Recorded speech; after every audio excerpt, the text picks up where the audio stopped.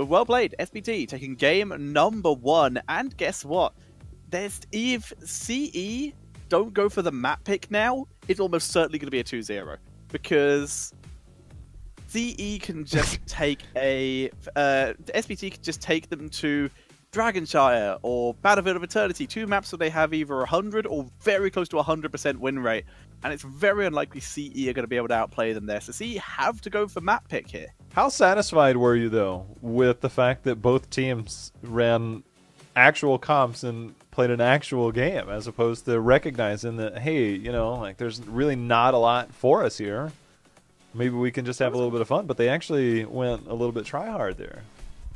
I was quite satisfied. I don't really expect a huge amount less, but now I think Super Perfect Team might be willing to flex it out a little, especially if they're forced off of one of their go-to maps. CE might try and take us somewhere interesting and try something else, because they're really down to the line here. They need to try something, and it's clear that playing standard against SPT, this has been made clear for most of the teams in the division, playing standard against SPT kind of doesn't work. There's only one team that consistently beats SPT, and that's RPG. RPG, we saw them earlier. If you guys missed that, this is our last series, our last game of China. Yeah. That's actually an excellent point. The only team that consistently, every time they have played, basically, take a game off of SPT is RPG, and that team is very close to relegation right now. 1 best of 3 away from relegation. Meaning that the one team that can actually be the weakness of our #1 seed could be removed. If RPG get relegated, SPT are going to be unstoppable. They survive relegation. They rebrand themselves to Kryptonite. Get sponsored by 3 Doors Down, and they get ready to just go in for SPT. That's it. Don't go for the win. Don't go for BlizzCon. Don't go for mid-season brawl. Just annoy SPT. Okay. That's the idea. How often do you hear of 3 Doors Down? When was the last time they've come up in conversation? Last 5 or 10 years? Yesterday, because I made the exact same joke to Kendrick. And you made it today. And the other day on my stream, I was playing some like old 90s, 2000s like alternative rock, and I played 3 Doors Down. So twice in a week, three times officially, twice for me. What is this world I live in? Yeah. Well, the thing is, it's usually not their time, so they won't. Oh my god, Tetcher, please. I don't know how many people will know that's an actual song. Alright, here's the final score for that game. SPT 15-7. See, got a couple of kills, but they weren't able to execute their comp, and like you said, Dahaka just dominant on the map. Was able to give the victory, and he gets a well-deserved MVP for it. Yeah, I think so. Nice freeze frame there at the end. He's like, my gift to you, Dahaka. My gift to you is my amazing Dahaka plays. Oh dear. I make a lot of references when I analyze drafts sometimes. Is like, if you're all in with an individual mindset and you don't commit to that no matter what, then you suffer, right? What's your fallback option? What's your fallback option? You are all in with like no real range damage. What's your fallback option? If you don't, you get poked to death. It's kind of the same way when you're defending against an Immortal. If you're all in with a team comp and you lose an Immortal and you're like a heavy melee team, how do you defend against a heavily shielded Immortal? It's very... Go even more all in. Actually, yeah, but if you don't commit to it, if you don't commit to it, you struggle. Exactly. And we had that exact example yesterday, if you were watching. Hot's Lady on Battlefield of Eternity were... Actually, no, it was Hot's Lady or Katie, I can't remember which. But they were super losing with their composition. It was like the first Immortal of the game, and it had already crushed through a keep. It was just about to move on to core. They only just hit level 10. And Rhaegar just quick picks Bloodlust so they can actually kill the Immortal before it ends the core. And then they don't just like say, oh, well now we have Bloodlust, we can't really win. They all in with that. They pick every talent from then on that synergizes with Bloodlust and just all in every single fight. They commit. Didn't work, but it was a good attempt at a comeback. It was much better than if they'd gone for Ancestral. Sometimes it's the way that it is. So we're heading into our second and final game of HGC China's Gold League. It's done. We get it. Get the D-Shire. It's not it's done. See, I've got a hope here. Like, you're about to see why, as SPT 14-0 on Dragonshire. They're quite good at the map, and no one can contest with them. We see CE, they're very average, 50% on it. They haven't got a chance. This is going to be potentially as brutal unless SPT can decide to go a bit trolley, or if CE can bring out some crazy cheese. I bet you 10 doubloons that CE wins. I'll take that bet.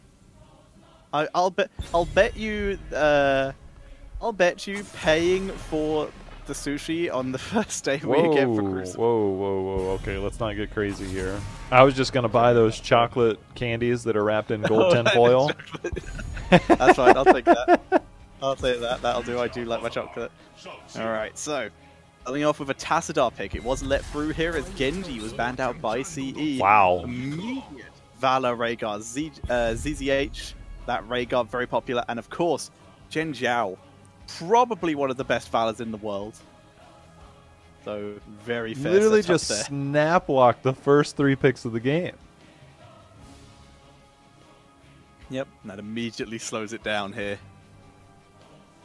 As CE consider the next move.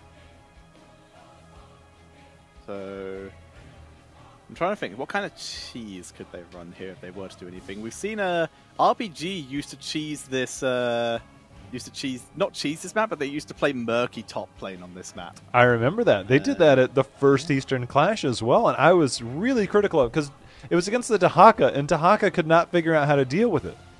Yeah, I mean, it's quite hard. You have to kill the fish, the pub fish every time, and that's really distracting. Yeah, that's the thing is, like, his Dark Swarm does really well to kill it, but if you don't prioritize trying to make sure and do that, because outside of that, Murky will just, like, kind of slime you to death and you kind of struggle.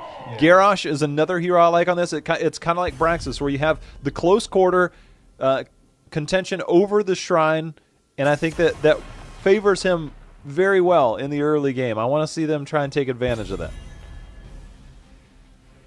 Yeah. And so, with the Malthael being banned out. Interesting that it is banned out. I guess they're just too scared of Paradise for it. It would have been really solid for them, though. Malthael against Garrosh is always pretty successful. So now, we've already got the Genji ban. Will we see the Dahaka ban? The Dahaka last game was just the key point in success. A little different style this time because of the way Dragonshire works, but you got to think he'd be a really good solo laner here, and after what I saw last game, I wouldn't be surprised if he gets taken away.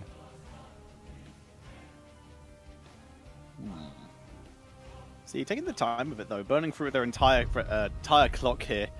Hover the Tyrael, hover the Anub, hover the Arthas. It's very clear they want to ban a tank. Ooh, if they're banning the Arthas, I think they might be going Illidan.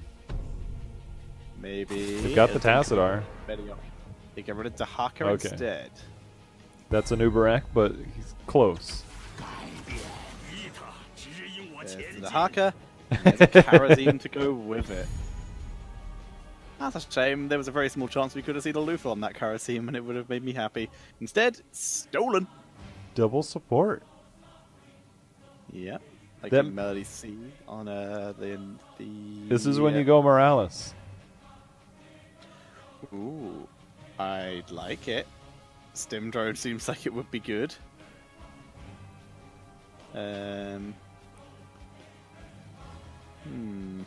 Interesting. Sonya and Lucio coming in here. So, no Morales, but that means that it is Lucio as the main healer. Tassadar is like a second here. That could be fatal, but we'll have to see. What does the tank SPT go for? Something very CC heavy? Maybe a Stitches might work here? Just punish the lack of cleanse or anything like that? I think the Anubarak ban was strictly because when we saw Garrosh toss Anubarak last game, Nubarak has the unstoppable burrow charge. He can still take damage, but it's an escape. And I think right now you need an escape mechanic. And I think Muradin kind of fits that. ETC would be a good pickup because you can power slide away. You can also disrupt. So if you do get the groundbreaker, you get the pull onto a hero, you can power slide directly onto Garrosh and then face melt him away, not allowing that combo. There's a bunch of things I think you can do. I think ETC is probably at the top of my list. Muradin would be second, but I think that's the main reason a Nubarak was banned out. That seems pretty reasonable to me. Let's see if that's what they go with, either of those two. Or they go for Tyrael. something a bit more heavy frontline. Tyrael could also be an option. They go for Leoric, another unstoppable, so you're still along the right line. Yeah, but... Not sure how I feel about this. I mean, it's percentage damage. That's the idea Against behind it. Garrosh. Yeah, I mean, it's likely going to be March because if they go in tube, it's more walls for Lucio, so he can actually just get faster. It does, I mean, that's the thing is Garrosh lacks mobility, so you could lock him in and hopefully you can get the blow up there. Potentially Rain of Vengeance you would hope would be coming in from bottom, but if you need to lock somebody in, that's a decent team to do it against, but Sound Barrier I think will be a big deterrent to that. So we'll see. The percent damage I think is what they're going to rely on, then of course the unstoppable during the Wraith Walk. I like the idea. Wraithwalk, and if not, they can march the Black King just back through. They get kicked in and marches all the way through again. I wouldn't even hate to see the Death March, but I've still yet to see it in a pro game, which actually makes me quite sad because it's really cool. It's so crazy looking too when all the drains go out and it's just you look like a spaghetti, like walking spaghetti. I don't know how to. It is what it is. Okay, that's how I'm explaining. I see where you were going. It's all good. I've been up since too early this morning. Yeah, you've been up since like 5 a.m.-ish, so... I woke up, I set my alarm, I woke up at 4:20. So, ladies and gentlemen, we are loading in to game number 2 between SPT and CE.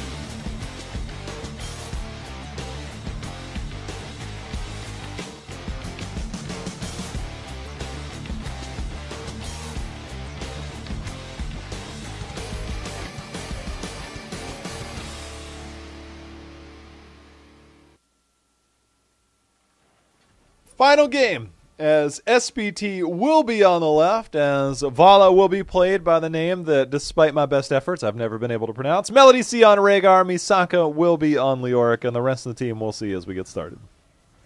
And on the right, it is going to be Challenge with a Luful on Lucios, Wind on Garrosh, KTY playing the Tastar, Paradise on Sonya, and Zuyu playing the Greymane. All right, Xin Chao. Chen Zhao. Chen CH for Chen, and Chen- Zhao as in Zhao. Chen Zhao. Close enough? And that'll do. Best as I'm gonna do, man. I've tried so many times. I don't feel like I accent the right letters despite my best efforts. It took me a pretty long time as well, to be fair, so not too surprising.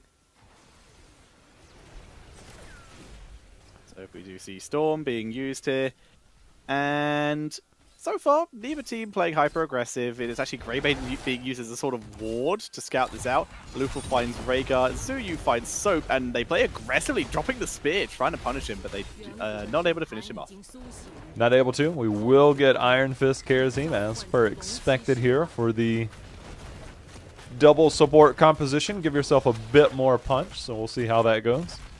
Now, do you feel like if we get that isolation target with the Entomb, and you talked about percentage damage as a Luful just wall riding away, do you think we might see 7-sided out of SPT here?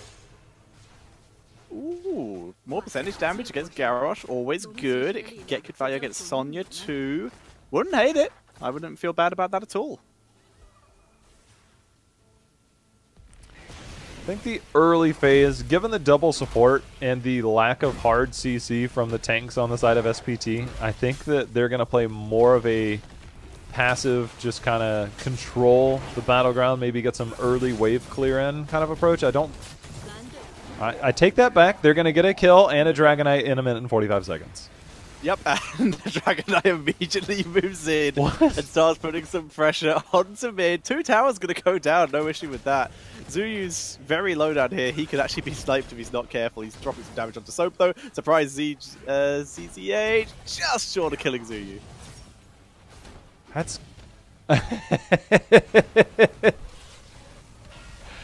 SPT coming out hot right now. I think that worked out very well in their favor. Very much so. They're coming out swinging. They've got the first DK. They've got the front wall. They can even grab the fountain there. They're going to bot now. They've still got 17 seconds left. They should get at least 1 more tower here. Yeah, I mean, ever since they buffed the Dragon Knight, you know, normally a minute and 45 Dragon Knight, you just kind of scoff at it like, yeah, it's nice. Like, I'm glad you got that 1 minute and 45 second Dragon Knight. It's doing nothing. Now the Dragon Knight can actually put a little bit of early game pressure on. Yeah, Misaka pops it out, and it is interesting how the team rotated to deal with the fact that he's the one who took it. Usually you would see him in the top lane. I believe that's a Paralyzing Rage, by the way. No Neil Peasants here. Misaka, sorry, Jen Zhao there being forced to roll away. ZZH easily able to dash to his teammates. Now they're looking for another kill. Good burrow to dodge any kind of throw by Garrosh with that, what is not unrelenting strength? Why am I forgetting the name of that talent? Unrivaled strength. There we go. Just toss forever. Yeah, I actually saw that. I was like, I was really well timed. You know they were looking for that kill, and once he goes over the wall, there's no saving him. But good save there on the side of SPT. Dahaka going to be there. They're going to get the top camp, and so far they've been in complete control. Zuyu getting punched in the face here by ZZH. Yep, ZZH playing hyper aggressive, really running that Karazima to maximum punching potential. I love that alliteration. As we do see Indomitable coming in from the Garrosh here, giving that unstoppable, which is really going to help against the Dahaka in case the silence comes in against him. And of course, it's a really nice setup if you do plan on running the taunt, where you can just activate that first and then drop the taunt straight away so you can't be interrupted or cancelled. Lots of good ways to use it, and I think that second point is good, and there's probably going to be a few others we'll see potentially coming out here as well. There's a full level lead from that early Dragon Knight in the early push on the side of SPT. Only 1 kill so far, but you got to expect post-level 10, Tetcher, the action will pick up. But right now, CE has double camps pushing in, and this wall will not stand for long. The wall is slowly ticking down. Chen Zhao drops a nice multi-shot, continuing to whittle down the members behind the line. Lucio, though, keeping currently up with speed, but every time he needs to, swapping to heals, making sure that that poke damage is just immediately taken down. I'm really worried about the fact that this could start to snowball. We've got a full level lead. So long as SPT and they just freely get another Dragon. I was going to say, if they can just hold on till 10 and then get the Dragon Knight, you know, it could snowball, but instead they'll be able to just walk up and get 10 off of structures with a Dragon Knight. Yeah, who needs 10 to push in for a tier 2, because they're going to be able to get this fort. And then they can either rotate down to bot to grab yet another fort, or they can even try and put some pressure onto bot lane. Finally a rotation from CEC Azuyu, as the Dragon Knight is being finally forced back due to the 4v1 onto it as the health bar drops low. In the meantime, Fountain dead in the bot lane thanks to Chen Zhao and ZZH. Trying for a flank as they come in, recognizing that they can get through the toss over when not able to find a primary target. Now we've got level 10 picked up here. The fort did not go down, but with level 10, you got to think that you've got a window of opportunity, 10 to 9, or about to be 9, that you can probably try and force the action a little bit against your opponent.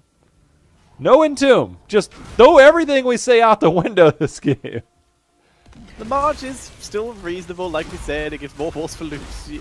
The 2 gives more balls for Lucio, and the March is a counter to actually just being thrown by Garrosh. Zuyu gets annihilated here. Just only isolation was used in that fight. That's all they needed. We do see 7-sided strike. No palm here, so trying to burst through some of these targets. And if they can isolate the Garrosh, going to work out really well. We'll see how that goes as the game goes on. But right now, 2 kills to 0. It feels like about 10 kills to 0 because the way that SPT's been dominating this game. Really does, as we see Melody C pick it up a little bit of XP there. And the rest of it, they are in so much control. ZZH was thinking about dashing over the wall. Actually has to take a slightly longer way around. He's just trying to bait in some aggro there and keep the enemy team distracted so they don't even scout his team doing the Siege Giants. Ooh, Wind was trying to get the toss there, unable to get it. There it goes, ZZH, but he does have the dash. The taunt's going to be there. Seven-sided strike as a way to get out, as the cleanse, I believe, might have been used directly before that. The Ancestral's out, and all of a sudden we've got Lucio breaking it down, but no real way to engage, as Wind's cooldowns were not yet there. Yeah, beautiful saves there from Braegar. They're able to drop the Ancestral Healing, keeping Karazim alive. And of course, Karazim keeping himself alive with the seven-sided. The sound barrier really stopped any kind of counter-engage, but like you said, other than that, it didn't really achieve anything. It seemed like they had an opportunity, but I think that just the fact that Garrosh, I believe his cooldowns wouldn't have been up at that moment, so it made it difficult. Might have been Q, but that's it. And that's not the best hard engage tool, because you don't pull them that far. Drain being used, percentage damage versus Wind, always effective, because Garrosh and Paradise being zoned away by Soap. Wind just getting his life sucked out of him by Leoric. Karazim working his way up. Misaka's going to stand on this point. Oh, he gets tossed away. Good recognition by Wind. All he wanted to do was get on the point so that he could keep it channeled past that halfway mark so it didn't go. Karazim was trying to get the Dragonite. Top one was channeled by Sonya. Nice recognition there by Wind. Indeed, very nice play. Realizing that there was a threat of another Dragonite being taken, so just buying time for the neutralization.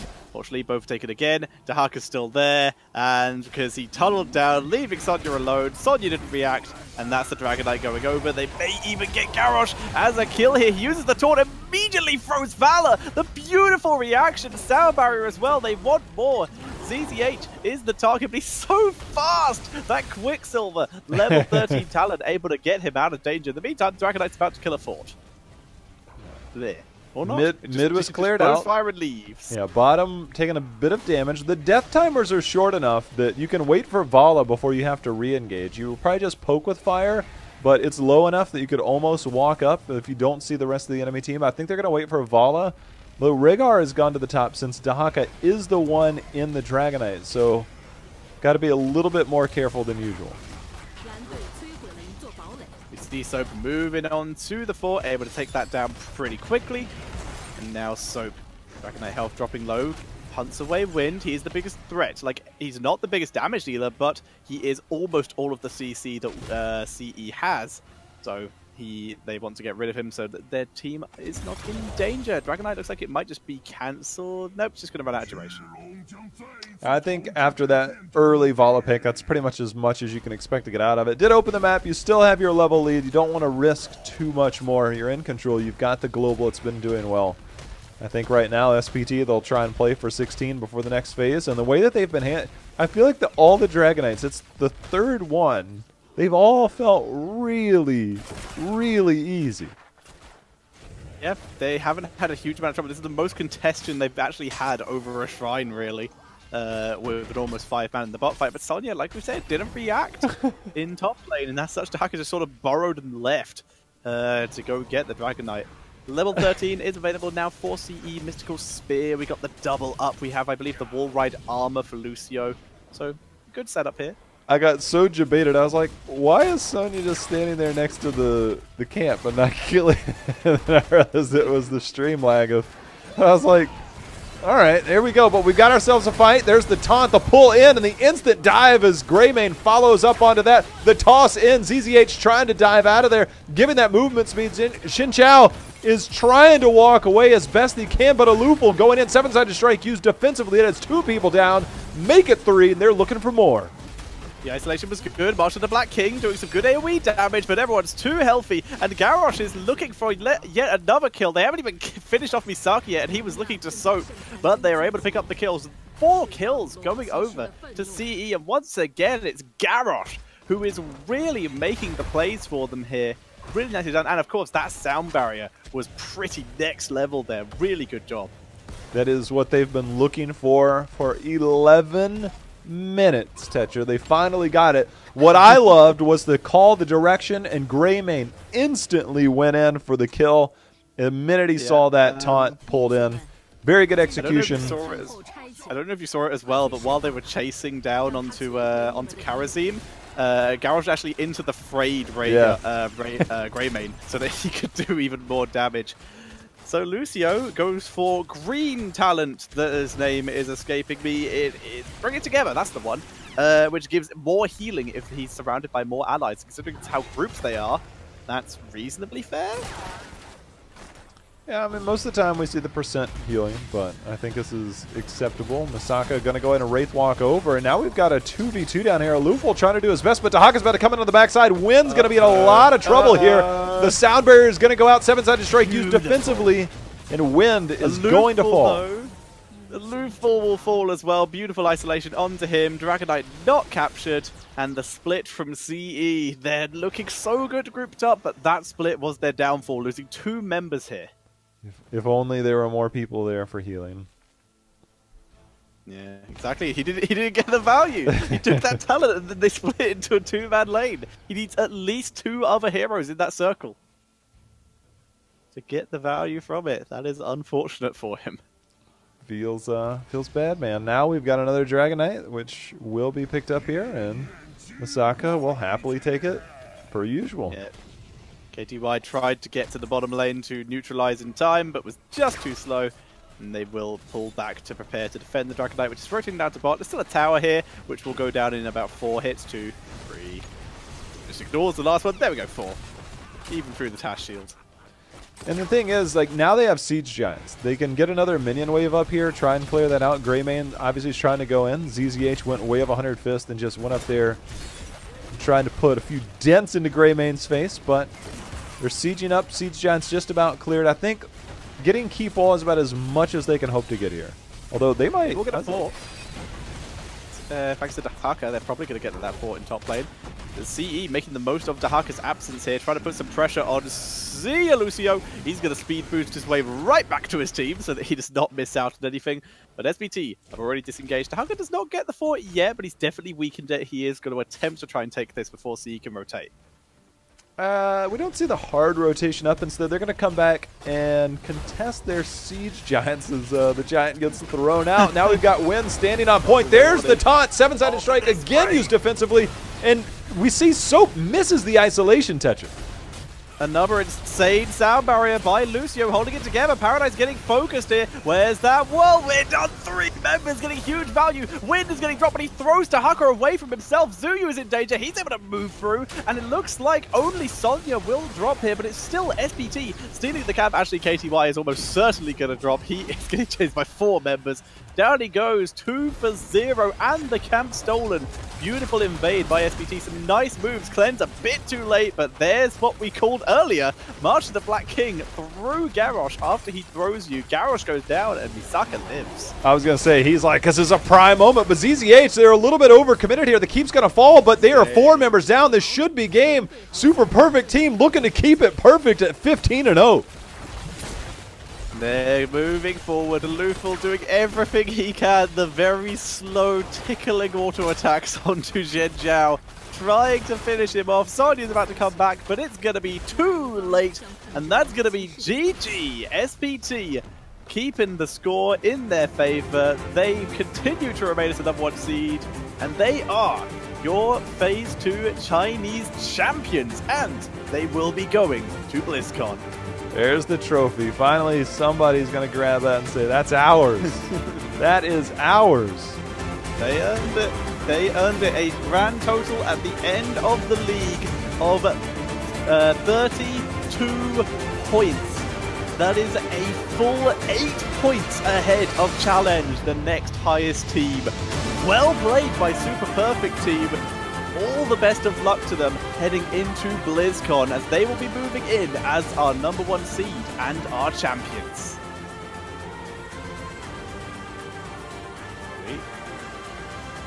Wonderful performance. I think that the middle part of the game got a little bit shaky for them, but the fact that they were able to turn it around in that fight there, you gotta credit the recognition March of the Black King. You called it early. They ended up going into it, and then the Wraith Walk was used. And all of a sudden, Garrosh is like, all right, Wraith Walk's down. Let's throw him in. And then all of a sudden, he's like, nope, let's go ahead and March of the Black King on out of here. They got the kill, and that was kind of the key moment to victory there at the end of the game, as they were able to get the kill. Exactly. And then get right onto the core. And on that camp fight as well, a beautiful ominous Wraith by Leoric just really shut down. The taunt came out right after the ominous Wraith, and they weren't able to blow up the target. So wonderfully done by SPT. A lot of smiling faces there. They look very, very happy with their performance. Who can blame them? That's 2 in a row for them. 2 wins in a row, 2 phases. They won last time as well. Now they've managed to do it again. And this will be a BlizzCon opportunity for them. We have all 3 representatives decided for China. It is going to be Super Perfect Team in first place. Challenge, even though they lost there, they still get to have another go at an international stage in second place. And beyond the game, their first time in the league qualifying just this phase, they are able to qualify, and they will be heading to BlizzCon in third place. That's a pretty neat story. We just put a team together, casually walk into BlizzCon, we're here. I mean, but that's the thing, is like this year's BlizzCon is bigger than ever because the major league regions that we have all have 3 teams coming as opposed to 2. Exactly. This is why Beyond the Game are able to qualify at all, but they're going to get their chance to prove themselves on an international stage. And here you see all the other teams piling out of the pit. Actually, no, that is the top 3. These are the BlizzCon representatives. The BlizzCon representatives all there. Yeah, SPT in the front, CE on the left, BTG on the right. First, second, and third. Those will be teams from China, excluding potential visa issues. But those will be the teams from China heading to Anaheim for BlizzCon.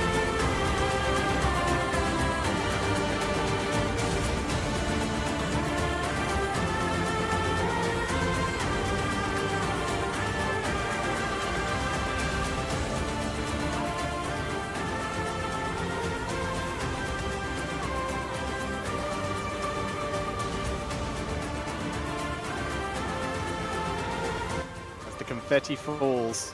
That does look like it's going to be the end for our broadcast today. It's the end of this phase of HGC China.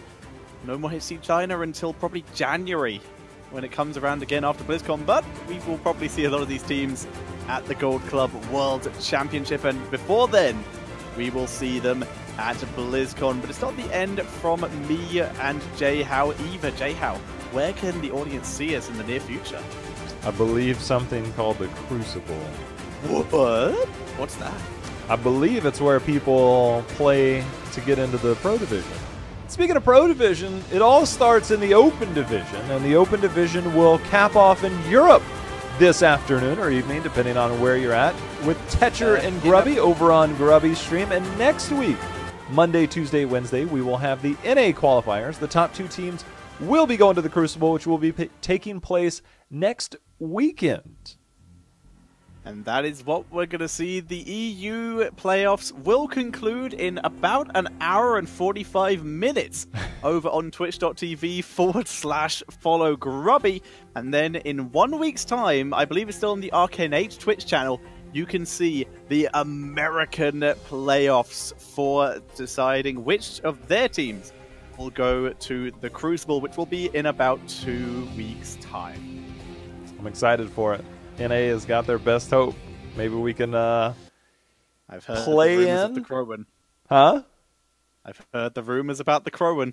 I mean, it's gonna happen. It's looking like it's gonna happen. Even a Death got in. B-Step disbanded, and so the winner of the playoffs was able to get in. They earned their way, but I think this time we might have a team potentially look to win their way in via the Crucible, which Europe successfully did last time. Yeah, with both. We're seeing a lot of confliction about whether that's possible again. A lot of people seem to believe that at least one team could do it. Everyone's really behind leftovers. But the question is, can anyone beat Playing Ducks? They are really good. Same with Team Good Guys. It's still going to be rough for whoever plays who. Plain Ducks for me is the team that has so much talent that just hasn't quite put it together. I'd be surprised if somebody's able to take them down, but at the same time, I might not be. You know, I mean, it could go either way, it feels like. It could go either way. We're going to find out more in that 2 and a bit weeks-ish when we get round to the Crucible. But once again, if you tune in about an hour and 45 minutes, it will be time for the final day of the EU playoffs to decide who will join Team Leftovers in the Crucible. And in 1 week's time, or I guess in this point, 4 days' time? Am I mathsing right there? Thursday, Friday, Saturday, Sunday. 4 and a bit days' time, you will have the American playoffs beginning. It will once again be over 3 days, so you'll be able to find out who will be the American representatives to also go to the Crucible. Looking forward to it. Looking forward to checking out the finals today in EU. Make sure and tune in to both of those, if not the Crucible. Also at the HGC playoffs on the regular Blizz Heroes channel this weekend. But that's going to do it for us. Capping it off, I'm filling in here for Kendrick, who's doing a wonderful event today there in Germany. I'm filling in here with Tetcher. It's been a blast, man, to check out some China action. The top 2 teams gave us a show. You enjoyed it. I liked it. You saw 2 choke girls, so I hope that was China enough for you. That's going to do it for us. I appreciate everybody stopping by, checking out the stream today. We will see you in the near future. Have a good one.